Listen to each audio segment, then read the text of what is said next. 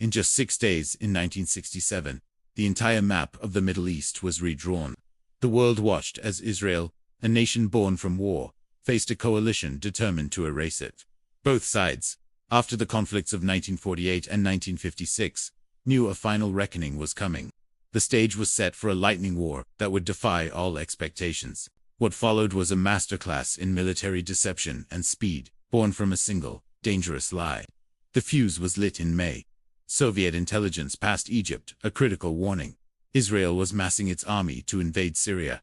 This report was false. But Cairo acted. They mobilized their forces in the Sinai desert and ordered UN peacekeepers out. Seeing this, Israel refused a UN buffer force on its own soil. Tensions skyrocketed. Jordan, Iraq, and Sudan mobilized troops. Then, Egypt made a decisive move, closing the Straits of Tiran to Israeli shipping, an act of war. The noose was tightening. Could Israel strike before it was choked? Israel's cabinet, now a government of national unity, voted for war on June 4th. The odds seemed impossible. The Arab coalition had over twice the soldiers, 3 times the tanks, and triple the warplanes. Israel's survival hinged on one audacious plan, a gamble to seize control of the sky before the first tank even moved. How could they possibly achieve air superiority against such overwhelming numbers? At 7:45 a.m. on June 5th, Operation Focus began. Nearly the entire Israeli Air Force took off, but they flew low over the Mediterranean, not east towards Egypt. Egyptian radar was blind to this approach. To sell the illusion, Israeli radio broadcast stories of soldiers on leave. The enemy was lulled into a fatal sense of security. The Israeli jets turned south and struck. They caught the Egyptian Air Force on the ground, during breakfast, with pilots far from their cockpits. In 3 hours, over 300 Egyptian aircraft were destroyed. Jordan and Syria launched retaliatory strikes. But Israel's now dominant air force wiped out their air capabilities the same day. The gamble had worked. The sky belonged to Israel. But could their ground forces exploit this advantage across 3 hostile fronts? In the Sinai, Israeli divisions attacked through unexpected routes. General Israel Tel's forces pushed towards Gaza and Arish, meeting fierce resistance in close-quarters city fighting. Further south, General Ariel Sharon's division faced a fortified Egyptian position at Abu Ila, using paratroopers behind enemy lines to sow chaos. His tanks broke through after a brutal armored clash.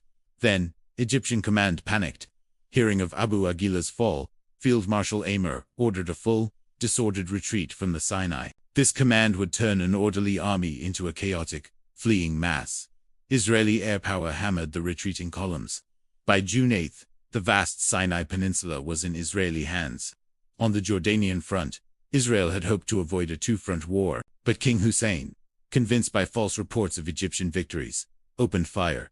Jordanian shells hit West Jerusalem. Israel's response was swift and decisive. After securing air dominance, their ground forces encircled Arab East Jerusalem. The battle for the old city's ancient stones was intense, particularly at Ammunition Hill, where Israeli officers fell at a staggering rate. Yet, by June 7th, Israeli paratroopers stood at the Western Wall, reclaiming a sacred site lost for centuries. The final act unfolded in the north, on the imposing Golan Heights. From these fortified peaks, Syria had shelled Israeli farms for years. Initially hesitant to attack such a fortress, Israeli Defense Minister Moshe Dayan, sensing Syrian weakness, ordered an assault. Under punishing fire, Israeli brigades inched up the slopes, their tanks struggling on the harsh terrain. It was a bloody, uphill grind. But with air support, they cracked the Syrian lines. By June 10th, the heights were secured. When the ceasefire took hold, the outcome was staggering. Israel had tripled its size, capturing the Sinai, Gaza, the West Bank, and the Golan. Casualties told a grim tale of tactical disparity. Under 1,000 Israeli dead, against tens of thousands for the Arab armies. Victory came from superior intelligence, preemptive strategy, and the enemy's fatal missteps. But this was not peace.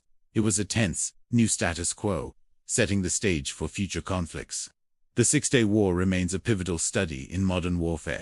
If you found this breakdown of strategy and consequence compelling, please give this video a like. It helps our channel, Winds of Thought, explore more pivotal moments in history with you. Be sure to subscribe and hit the bell so you don't miss our next deep dive.